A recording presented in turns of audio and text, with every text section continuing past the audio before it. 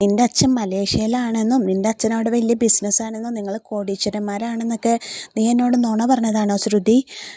ശ്രുതിയുടെ ചോദ്യം ചെയ്യലാണ് ശ്രുതിന് ഇന്നത്തെ എപ്പിസോഡിൽ കേട്ടോ. കാരണം ശ്രുതിയോട് പറഞ്ഞിട്ടുണ്ട്, സച്ചിയും ശ്രീകാന്തും എല്ലാം പറഞ്ഞിട്ടുണ്ട് ആൻ്റണിയായിട്ട് ശ്രുതിക്ക് ഇടപാടുണ്ടെന്നും ആൻ്റണിയുടെ കയ്യിൽ നിന്ന് പലിശയ്ക്ക് ശ്രുതി പൈസ എടുത്തിട്ടുണ്ടെന്നും അത് ശരത്ത് സച്ചിയോടും രേവതിയോടും പറഞ്ഞിട്ടുണ്ടെന്നൊക്കെ ശ്രുതിയോട് പറയുമ്പോൾ ശ്രുതിക്ക് അത് ഞെട്ടിക്കുന്ന അറിവുകളായിട്ടാണ് കേൾക്കുന്നത്.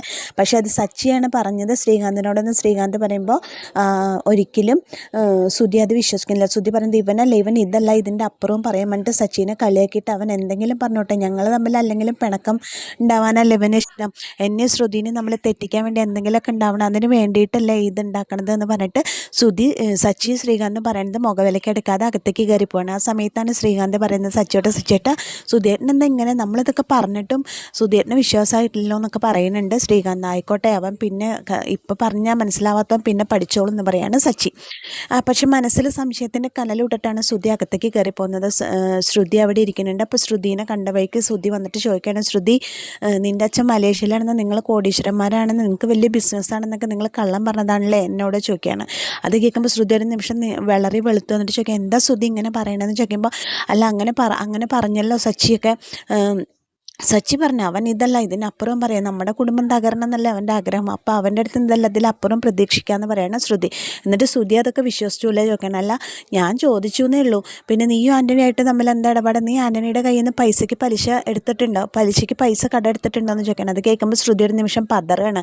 അത് പിന്നെ നീ ഇപ്പം മിണ്ടാതിരിക്കുന്നതിൻ്റെ അർത്ഥം നീ പൈസ എടുത്തിട്ടുണ്ടെന്നല്ല അതിൻ്റെ അർത്ഥം. നിനക്ക് അറിഞ്ഞൂടെ ആൻ്റണി ഒരു ഫ്രോഡാണെന്ന്, നീ എന്തിനാ ആൻ്റണിയുടെ അടുത്ത് നിന്ന് പലിശയ്ക്ക് പൈസ എടുക്കാൻ പോയത്, എന്താ നിനക്ക് എത്ര അത്യാവശ്യം, ഇതൊക്കെ മറ്റുള്ളവർ പറഞ്ഞിട്ട് വേണേ ഞാൻ അറിയാൻ, അവരത് പറയുന്ന കേട്ടപ്പോൾ ഞാൻ ആകെ ചൂളിപ്പോയി. ശ്രുതി നിനക്കിത് എന്നോടൊരു വാക്ക് പറയാനില്ല, ഇനി നീ ആരുടെയൊക്കെ കയ്യിൽ നിന്ന് പലിശയ്ക്ക് പണം മേടിച്ചിട്ടുണ്ടെന്നൊക്കെ ചോദിക്കണം. ശ്രുതി തന്നെ ഇത് പറയണം, ശ്രുതിക്ക് വേണ്ടിയിട്ട് ഞാൻ ഇതെല്ലാം ചെയ്യേണ്ടത്, എനിക്കിപ്പോൾ ഇവരുടെ അടുത്തൊന്നും പലിശയ്ക്ക് പണം മേടിക്കേണ്ട ഒരു ആവശ്യമില്ല, കല്യാണത്തിന് മുമ്പ് വരെ കടം മേടിക്കാത്ത ആളായിരുന്നു ഞാൻ, എനിക്ക് ഇഷ്ടം പോലെ പണം ഉണ്ട് എൻ്റെ അച്ഛൻ്റെ അടുത്ത്, പക്ഷേ കല്യാണത്തിന് ശേഷം ഞാൻ കടക്കാരിയായി. ശ്രുതി കുറേ ദിവസം ജോലി ഇല്ലാതിരുന്നില്ലേ, അപ്പോൾ വീട്ടിലത്തെ ചിലവ് നടത്തണമായിരുന്നില്ലേ, വീട്ടിൽ പൈസ കൊടുക്കണ്ടേ, നമ്മുടെ കാര്യങ്ങൾ നടക്കണ്ടേ, അതിനൊക്കെ വേണ്ടിയിട്ടാണ് ഞാൻ എല്ലാവരുടെ അടുത്തുനിന്ന് പലിശയ്ക്ക് പണം കടം മേടിച്ചത് ആൻ്റണിയുടെ അടുത്തുനിന്ന്, അല്ലാതെ വേറെ ഒന്നും ശ്രുതിക്ക് വേണ്ടിയിട്ടാണ് ഞാനത് ചെയ്തതെന്നൊക്കെ പറയണം. അപ്പോൾ ഇത് കേൾക്കുമ്പോൾ ശ്രുതി പറയണല്ല ഞാൻ ചോദിച്ചു എന്നുള്ള ചോദിക്കുക, ഇത് മറ്റുള്ളവർ പറഞ്ഞ് അറിയേണ്ട ആവശ്യമുണ്ടോ ഞാൻ ശ്രുതി, നിനക്കിതൊക്കെ എന്നോട് തുറന്ന് പറഞ്ഞൂടെ, അതൊക്കെ പോട്ടെ, നീ ഇനി എത്ര ആൾക്ക് പണം കടം കൊടുക്കാനുണ്ട്, എത്ര ആളുടെ അടുത്തുനിന്ന് മേടിച്ചിട്ടുണ്ടെന്ന് ചോദിക്കുമ്പോൾ ശ്രുതി പറയും, കണക്കെടുക്കാൻ വന്നാണല്ലേ, ശരി ഞാൻ പണം മേടിച്ചിട്ടുള്ളവരുടെ ലിസ്റ്റ് അങ്ങോട്ട് തരാം, ശ്രുതി കൊടുത്തു തീർക്കുമല്ലോ അല്ലേ ചോദിക്കുകയാണ്. അത് പറഞ്ഞിട്ട് ദേഷ്യപ്പെട്ടിട്ട് ശ്രുതി അവിടെ നിന്ന് പോവാണ്. അത് കേൾക്കുമ്പോൾ ശ്രുതി പറയണ ചോദിക്കണ്ടായിരുന്നു, ഇതിനെ പറ്റിയിട്ട് ഒന്നും സംസാരിക്കണ്ടായിരുന്നു എന്നൊക്കെ പറയാണ് ശ്രുതി ഇങ്ങനെ തനിയെ നിന്നിട്ട്. അത് കഴിഞ്ഞു രാത്രിയായി. രേവതി സച്ചിക്കുള്ള പാല് കൊണ്ടുവരാണ്. സച്ചിയേട്ട അതാ പാല് എന്ന് പറയാണ്. അങ്ങോട്ട് ഞാൻ കുടിക്കാൻ വേണ്ടി സച്ചി അത് അവിടെ മേടിച്ച് വയ്ക്കുകയാണ്. എന്നിട്ട് ചോദിക്കുകയാണ്, രേവതി നീ പാർലറേട്ടത്തിയോട് സംസാരിച്ചു, ആൻ്റണി അടുത്തുനിന്ന് പൈസ മേടിച്ച കാര്യം എന്താ അവൾ പറഞ്ഞതെന്നൊക്കെ ചോദിക്കുമ്പോൾ രേവതി പറയണം ഞാൻ സംസാരിച്ചു, അപ്പോൾ ആളിങ്ങനെ കിടന്ന് പരിങ്ങനുണ്ടായിരുന്നു, ആളുടെ മുഖത്തൊരു കള്ളത്തരം ഉണ്ടായിരുന്നു സച്ചിയേട്ട, ആളൊന്ന് പേടിച്ചിട്ടുണ്ട് ഞങ്ങളെ സംസാരിച്ചില്ലെന്നൊക്കെ പറയണം. ഞാൻ പറഞ്ഞില്ലേ അവൾ പഠിച്ച കള്ളിയാണ്, അവൾ എന്തൊക്കെയോ കള്ളത്തരങ്ങളുണ്ട് അവൾക്ക്, അല്ലെങ്കിൽ എന്തിനാ ആൻ്റണിയുടെ അടുത്തുനിന്ന് പൈസ മേടിക്കണം, ഇവൾ ആൻ്റണി ആയിട്ടുള്ള ഇടപാട് എന്താ. ശരത്ത് പറഞ്ഞ പോലെ തന്നെ ഇനിയിപ്പോൾ ആ വീഡിയോ പുറത്താക്കിയത് ആൻ്റണി ആയിരിക്കും, ആൻ്റണി ആണെന്നുണ്ടെങ്കിൽ സച്ചേട്ടൻ്റെ ഫോൺ കാണാതായതിലും അതുപോലെ തന്നെ വീഡിയോ പുറത്താക്കിയാലും ശ്രുതിക്ക് വല്ല പങ്കും ഉണ്ടായിരിക്കുമോ. എന്തായാലും ശ്രുതിക്ക് കള്ളത്തരം ഉണ്ടെന്നുള്ള കണ്ടെത്തലിലാണ് സച്ചി രേവതിയും കൂടി ഇരിക്കുന്നത്. അപ്പോൾ എന്തായാലും ഉറപ്പായിട്ടും അവരിതിൻ്റെ സത്യം കണ്ടുപിടിക്കുന്നത് തന്നെ നമുക്ക് ഉറപ്പാണ്. അത് കഴിഞ്ഞിട്ട് രേവതി പറയുന്നുണ്ട്, സച്ചിയേട്ടാ ഇനി നമുക്ക് അച്ഛൻ പറഞ്ഞ പോലെ മറ്റേ ഇതിൻ്റെ കാര്യം കണ്ടുപിടിക്കണേ, 30 ലക്ഷം രൂപ കൊടുത്ത ആളേനെ നമുക്ക് കണ്ടുപിടിക്കണ രേവതി, അതെൻ്റെ മനസ്സിലുണ്ട്, കുറച്ച് ഐഡിയകളൊക്കെ ഉണ്ട് എൻ്റെ മനസ്സിൽ, അതൊക്കെ ഞാൻ നിനക്ക് പറഞ്ഞു തരാം, പോണ വഴിക്ക് ഞാൻ പറയാം നാളെ എന്നൊക്കെ പറയണം. ശരി എന്നാ പകുതി പാല് നീ കുടിക്ക് പറയണം. അങ്ങനെ സച്ചി രേവതിയോട് പകുതി പാല് കുടിക്കാനും രേവതി ചോദിക്കണം, എന്താ ഇപ്പോൾ പതിവില്ലാതെ പകുതി പാലൊക്കെ കുടിക്കണം, ഇതെന്താ നമ്മുടെ ഫസ്റ്റ് നൈറ്റോ. അപ്പോൾ നമ്മുടെ ഫസ്റ്റ് നൈറ്റായിട്ട് കണക്കെ മിണ്ടരുത്, ഫസ്റ്റ് നൈറ്റിൻ്റെ കാര്യം എന്നെ അതൊന്നും ഓർമ്മിപ്പിക്കരുത് സച്ചേട്ടാ, ഫസ്റ്റ് നൈറ്റ് നിങ്ങൾ പാലെല്ലാം കുടിച്ചിട്ടുണ്ടെന്ന വേറൊരു സാധനമല്ലേ, അത് തരുന്നുണ്ടോ പകുതി എനിക്ക് കഴിക്കാമെന്നൊക്കെ ചോദിച്ചിട്ട് രേവതി ചൂടാവാണ്. അല്ല ഞാൻ പറഞ്ഞതല്ലേ, ഇന്നും നമുക്ക് വേണമെങ്കിൽ നമ്മുടെ ഫസ്റ്റ് നൈറ്റ് ആഘോഷിക്കാം രേവതി എന്നൊക്കെ പറയണം. എന്തോ എങ്ങനെ മോനെ മനസ്സിലിരിപ്പൊക്കെ അവിടെ ഇരിക്കട്ടെ, മോൻ പാല് കുടിക്കുക പറയണം, അല്ല നീയും പകുതി കുടിക്കുക പറയുമ്പോൾ ശരി കുടിക്കാമെന്ന് പറഞ്ഞിട്ട് രേവതി പാൽ ഗ്ലാസ് മേടിക്കണം. എന്നിട്ട് പറയാണ് വേണമെങ്കിൽ നമുക്കിന്ന് ഫസ്റ്റ് നൈറ്റ് ആഘോഷിക്കാം കേട്ടോ എന്ന് പറയുമ്പോൾ രേവതി ഇങ്ങനെ ചിരിച്ചിട്ട് പറയണ ശരി എന്നാൽ നമുക്ക് റൂമിൽ പോവാം. ഇവിടെ ഇരുന്നിട്ട് ഇനിയിപ്പോൾ എന്താ കാര്യം, കൊതുകുകൂടി കൊള്ളല്ലാണ്ട് നമുക്ക് റൂമിൽ പോയി വിശ്രമിക്കാമെന്ന് പറയുമ്പോൾ സച്ചി മനസ്സിൽ ലഡ്ഡു പൊട്ടാണ്. ആ രേവതി ഫസ്റ്റ് നൈറ്റിനുള്ള തയ്യാറെടുപ്പ് പോലെയാണോ എന്ന് സച്ചിക്ക് മനസ്സിൽ ലഡ്ഡു പൊട്ടാണ് കേട്ടോ. അങ്ങനെ അതൊക്കെ കഴിഞ്ഞു. പിറ്റേ ദിവസം രാവിലെ ചന്ദ്രമതി കിടന്നിട്ട് അയ്യോ എനിക്ക് വിശക്കുന്നേ, ഒരു സാധനം ഉണ്ടാക്കി വെക്കാതെ ഇവിടെ എവിടേക്കാ കറങ്ങാൻ പോയേക്കണേ, രാവിലെ തന്നെ വിശന്നിട്ട് കണ്ണ് കാണാനില്ല, അയ്യോ വിശക്കുന്നതെന്നൊക്കെ പറയുമ്പോൾ ചന്ദ്രേ നിനക്ക് ഉണ്ടാക്കി കഴിച്ചൂടെ, അയ്യോ എനിക്ക് വിശന്നിട്ട് വയ്യേ എന്നൊക്കെ പറയാണ്. അപ്പോൾ ശ്രുതിയും കൂടിയിട്ട് വരികയാണ്. വരുമ്പോൾ ശ്രുതി പറയാണ് ഈശ്വര ഒന്നും ഉണ്ടാക്കിയിട്ടില്ലേ, അവർക്കിപ്പോൾ തോന്നിയ പോലെ ആവാലോ, നമ്മൾ കഴിച്ചാൽ എന്താ കഴിച്ചില്ല എന്നൊക്കെ പറഞ്ഞിട്ട് ശ്രുതിയും കൂടിയിട്ട് രേവതിനെയും സച്ചിനെയും കുറ്റപ്പെടുത്താണ്.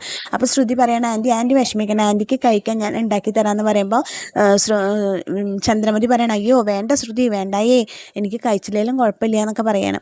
ആ സമയത്ത് തന്നെ സച്ചി രേവതിയും കൂടി കയറി വരുന്നത് എവിടെയായിരുന്നു കൂടി നീ ഇത്ര നേരം, ഇവിടെ വീട്ടിലുള്ളവർക്ക് ഭക്ഷണം കഴിക്കണം എന്നുള്ള വല്ല ചിന്തയുണ്ടോ നിനക്ക്, രാവിലെ അങ്ങോട്ട് ഒരു ചുറ്റാൻ ഇറങ്ങിയതല്ലോ, ഒരു ചുറ്റാനല്ലമ്മേ ഞാൻ പൂ വിൽക്കാൻ പോയതാ, പൂ വിൽക്കാൻ നിനക്ക് ഈ പൂ വിൽക്കേണ്ട ചിന്ത മാത്രമല്ല ഇവിടെയുള്ളവരെയൊക്കെ പട്ടിണി ഇട്ടിട്ട് വേണം നിനക്ക് പൂ വിൽക്കാന്നൊക്കെ ചോദിക്കാനും.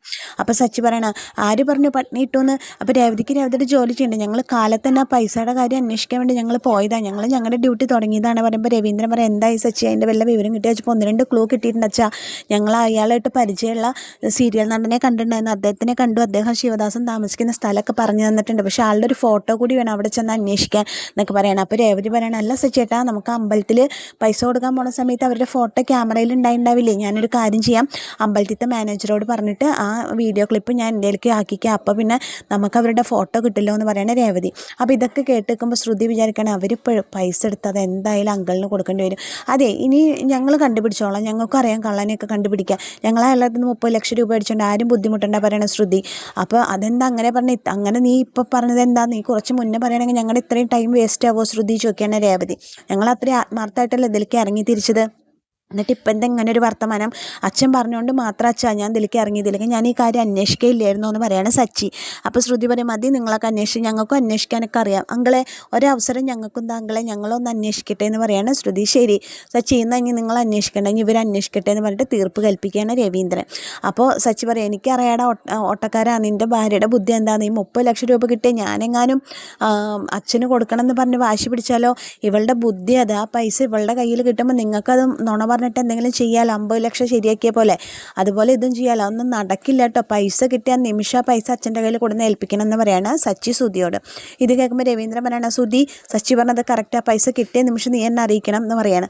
അതൊക്കെ ഞങ്ങൾ ചെയ്തോളാം അച്ഛ പറയണം. അപ്പോൾ സച്ചി ഇനി നിങ്ങളിതിൽ ഇടപെടേണ്ട, അവർ നോക്കിക്കോളും എന്ന് പറയാണ് രവീന്ദ്രൻ. അങ്ങനെ അതിലൊരു തീരുമാനമായി. ഇപ്പോൾ രേവതി പറയാണ് ചന്ദ്രമതിയോട് അടുക്കളയിൽ പോയിട്ട് അമ്മ ഒരു മിനിറ്റ് നിൽക്കുക പറഞ്ഞാൽ അടുക്കളയിൽ പോയിട്ട് ഫുഡ് എടുത്തോണ്ട് അമ്മ കഴിക്ക്, ഞാനിവിടെ എല്ലാ ഫുഡും ഉണ്ടാക്കി വെച്ചിട്ടാണ് ഞാൻ പൂവിക്കാൻ പോയത്, ഉണ്ടാക്കാതെ ഞാൻ പോയിട്ടില്ല, നിങ്ങൾക്കൊക്കെ കഴിക്കാനുള്ള ഫുഡ് ഇവിടെ റെഡിയാണെന്ന് പറയാണ്.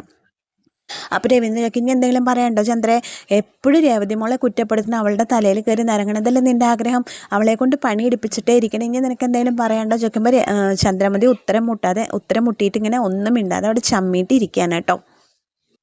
എന്നിട്ട് ശ്രുതിയും കൂടി കോണി കയറി പോകുമ്പോൾ ശ്രുതിയോട് ശ്രുതി പറയണം എന്തിനാ ശ്രുതി നമ്മൾ കണ്ടുപിടിക്കാമെന്ന് പറഞ്ഞത്, അവൻ കണ്ടുപിടിച്ച് തരില്ലായിരുന്നു, നീ എന്തിനാ അതിൻ്റെ ഇടയിൽ കയറി പറഞ്ഞു പറയുമ്പോൾ ശ്രുതിക്ക് എന്താ അറിയുക, ആ പൈസ കയറ്റി കഴിഞ്ഞാൽ നേരെ നമ്മളത് അങ്കിളിൻ്റെ അടുത്ത് കൊടുക്കേണ്ടി വരില്ലേ, ഇതിപ്പോൾ നമ്മുടെ കയ്യിലാണ് കിട്ടണമെങ്കിൽ നമുക്കത് കൊടുക്കാനുള്ള ഡീലേഴ്സിനൊക്കെ കൊടുക്കാമല്ലോ, പ്രൊഡക്റ്റ് എടുത്ത് കൊടുക്കാമല്ലോ, അങ്ങനെ ഇപ്പോൾ അവർ ഇതാക്കിയിട്ട് അങ്കിളിൻ്റെ അടുത്ത് പൈസ കൊണ്ട് കൊടുക്കണ്ട, അതിനൊക്കെയുള്ള ആളെ ഞാൻ ഏർപ്പാടാക്കി തരാൻ പറയുമ്പോൾ ശ്രുതി ചോദിക്കും ആരെ നീ ഏർപ്പാടാൻ നോക്കാൻ പോണത്, ഇതൊക്കെ അന്വേഷിച്ച് 30 ലക്ഷം തിരിച്ചു കൊണ്ടുവരാനുള്ള ഒരാളെൻ്റെ കയ്യിലുണ്ട് പറഞ്ഞിട്ട് ശ്രുതി അവിടെ നിന്ന് പോവാണ്.